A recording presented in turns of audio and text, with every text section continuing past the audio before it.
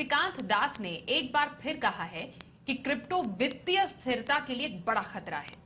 उन्होंने इसके खतरे को लेकर सरकार सहित आम निवेशकों को भी आगाह किया है और आज शक्तिकांत दास ने यह भी कहा कि आरबीआई ने क्रिप्टो पर सरकार को अपनी राय दे दी है।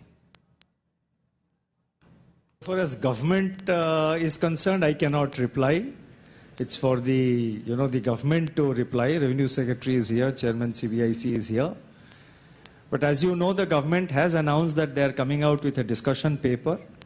Our views on cryptocurrencies are very clear, and I don't think I need to elaborate on that. We have conveyed our views to the government, and our views, let me repeat, are very clear and unambiguous. There are huge risks to financial stability, and that's it. Thank you.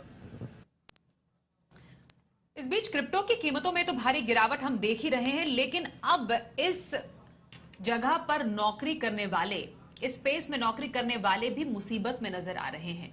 क्या है वजह इसकी? हमारे साथ हमारे सहयोगी अरमान नाहर है। अरमान, crypto तो हम देख रहे हैं लाल निशान में है ही, लेकिन यहां का जॉब मार्केट भी काफी ज्यादा बेहाल है। क्या है वजह?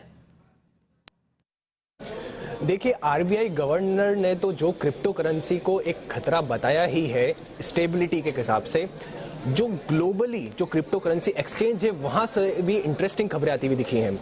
जो कॉइनबेस ग्लोबल अमेरिका की जो सबसे बड़ी दिग्गज क्रिप्टो करेंसी एक्सचेंज है, उन्होंने अभी ये बताया है कि उन्होंने जो हायरिंग है, नई हायरिंग है, उस पर फ्रीज कर दिया है। उसी के साथ साथ जो इस कुछ समय में जो नए ऑफर्स दिए गए थे हायरिंग के लिए, उन्हें भी कैंसिल कर दिया गया है।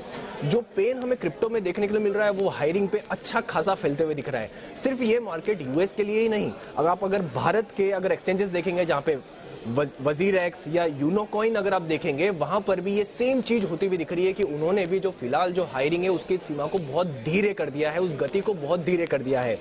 उसी के साथ साथ अब कंपनियां ये भी कह रही हैं कि जो बहुत सारे जो कंपनी में ऑलरेडी एम्प्लॉयड है, जो ऑलरेडी काम कर रहे हैं, वो एक नए विकल्प के तौर पर देख रहे हैं। जो बाहर की कंपनियां हैं वहां पर तो जो ऑलरेडी काम कर रहे हैं उनके लिए एक बहुत बड़ी दिक्कत हो गई है, क्योंकि उनका वर्क वीजा के लिए उन्हें स्पॉन्सर ही नहीं मिल रहा है। तो और अगर आप यूएस और भारत की बात करेंगे तो यूएस और भारत एक क्रिप्टो करेंसी में बहुत दिग्गज मार्केट है। तो जब यहां पर पेन हो रहा है तो आप देख सकते हैं कि ये कितना खतरनाक इश्यू हो सकता है।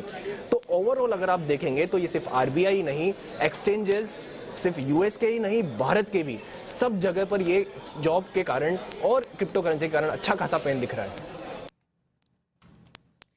चलिए, तो क्रिप्टो करेंसी और वहां के जॉब मार्केट पर चर्चा हुई।